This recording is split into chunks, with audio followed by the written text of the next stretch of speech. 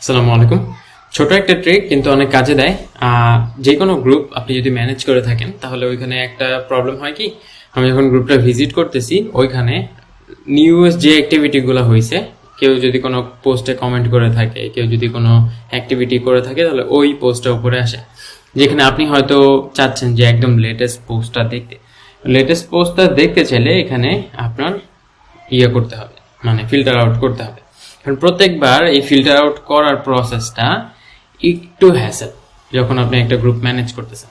তো আপনি কি করতে পারেন এই ক্ষেত্রে, আপনার গ্রুপের লিঙ্কটার শেষে এই যে আপনি যখন নিউ পোস্ট দিতেছেন বা রিলেভেন্ট দিতেছেন, এখানে যদি আমি আপনাকে দেখাই, আচ্ছা কাজ করছে না কেন, একটু রিলোড দিই। হ্যাঁ,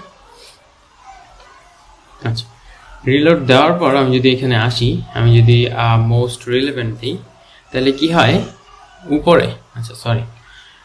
উপরে এইখানে আমাদের লিঙ্কে একটা চেঞ্জ হয়, যেটা আপনি হয়তো খেয়াল করেন না। হ্যাঁ, আমি যদি নিউ পোস্টে যাই, উপরে আমার লিঙ্কের পর একটা কোয়েরি অ্যাড হয়। হ্যাঁ, যে সর্টিং সেটিংস ক্রোনোলজিক্যাল। এখন আপনি কি করবেন, এই লিঙ্কটাই কপি করবেন। এই লিঙ্কটা কপি করে আপনার এইখানে ফেসবুকের একটা বুকমার্ক অ্যাড করবেন। হ্যাঁ, বুকমার্ক কীভাবে অ্যাড করে এটা তো জানা থাকার কথা। জাস্ট এই স্টারটাতে ক্লিক করে আপনি বুকমার্কস বারে বুকমার্কটা অ্যাড করবেন। অ্যাড করার পর আপনি আপনার বুকমার্কটা চাইলে এডিট করতে পারেন।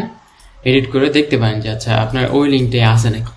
লিঙ্কটা দিলাম, এখানে ইউজুয়ালি ওই যে facebook.com এর টাইটেলটা থাকবে। টাইটেলটা রিমুভ করে দিলে শুধু আইকনটা থাকে। আচ্ছা, এখন কি হচ্ছে, আমার এই লিঙ্কটা আমি যখন সেভ করতেছি, আমি ওই ক্রোনোলজিক্যাল অর্ডারের লিঙ্কটা সেভ করলাম।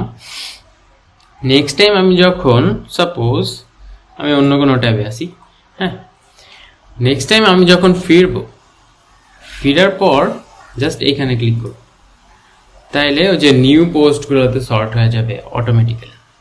হ্যাঁ, তাহলে আর আপনার ওই হ্যাসেল নেওয়া লাগলো না, অলরেডি ওটা নিউ পোস্ট হয়ে আছে। অ্যান্ড আপনি চাইলে এখন সার্ভিস দিতে পারেন বা আপনার পোস্টগুলো দেখতে পারেন। তো ছোট একটা ট্রিক কিন্তু হেল্পস এ লট, অনেক টাইম বাঁচায় অ্যান্ড অনেক হ্যাসেল সলভ করে। I think this will be helpful যাদের গ্রুপ আছে, যারা গ্রুপ ম্যানেজ করেন বা যারা কোনো কমিউনিটিতে মডারেটর হিসেবে আছেন। তো ওভারঅল এতটুকু ছিল এই ভিডিওতে। যদি কোনো ভিডিও রিকোয়েস্ট থাকে কমেন্টে জানাই দেন। বেস্ট অফ লাক, আল্লাহ হাফেজ।